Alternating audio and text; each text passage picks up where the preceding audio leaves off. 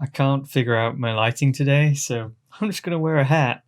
So today we have a very special book that I probably should have read a long time ago.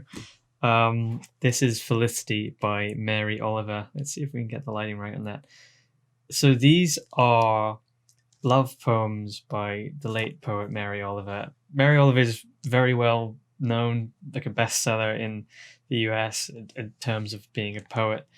But over here in the UK, don't really hear too much about her.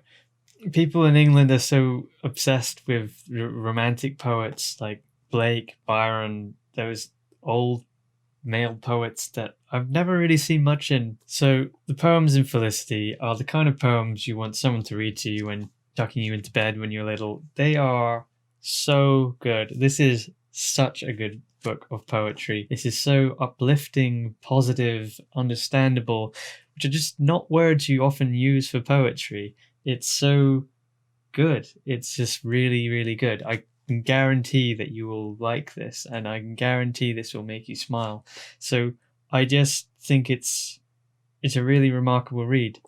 These are just such simple yet perfect poems, and Mary Oliver has such a distinct, unique voice, and it's literally like having an old grandmother talk to you. These are the poems you want to be tucked into bed to, and honestly, I think I might buy this. So I've got this from the library, and it's the first Mary Oliver I've read. These are love poems, and it's not, when you think of love poems, you normally think something like sensual. You think of like what's his name, Pablo Neruda poetry, or you think of like Anais Nin. You think of like love poems. It sounds like erotica or something, but no, like these are about nature and finding peace and just being okay with life, thinking about moments in your life that are emotional and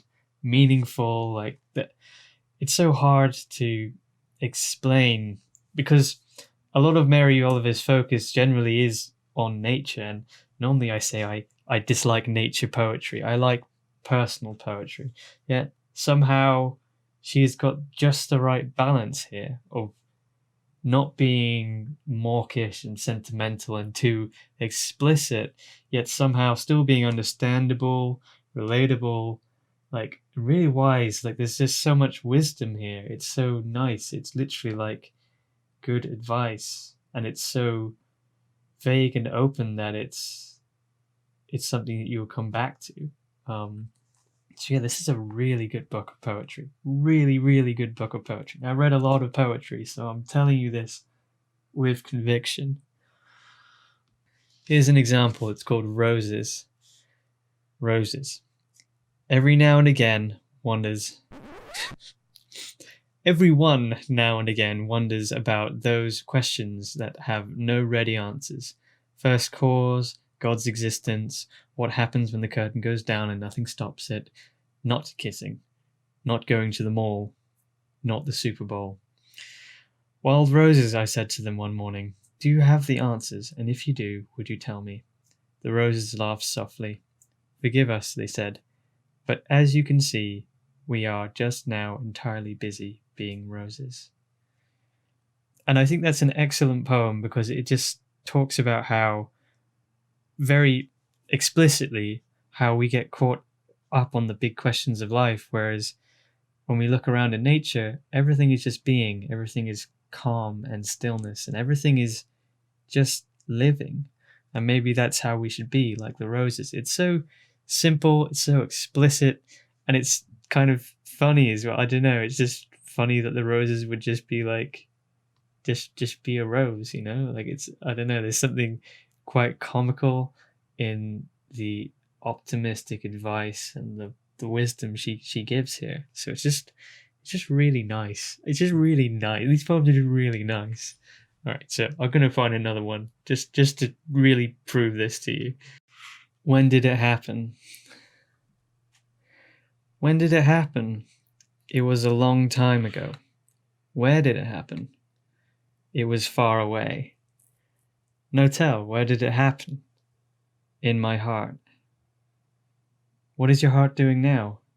remembering.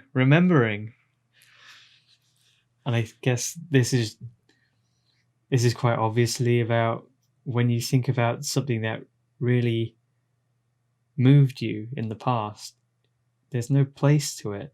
And it's hard to, well, time kind of is outside of our feelings. It's quite an interesting it's an interesting poem because it talks about how when we try to remember things, we're now back in the past in our minds, but also that's where we are. We kind of go into the past to remember things.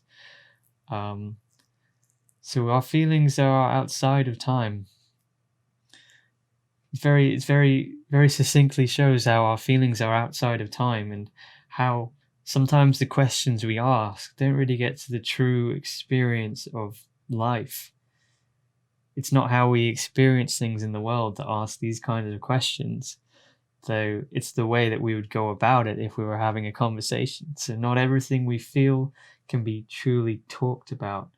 I mean, you can go into the Wittgensteinian philosophy angle of that too, but here it just shows it so simply and so, like, in a real way, in a real setting. It gives a good example. So yeah, like some of these poems can make you think a lot, and they're just so small and so they're kind of funny as just like enjoyable to read as well. So yeah, really taken by these, really taken.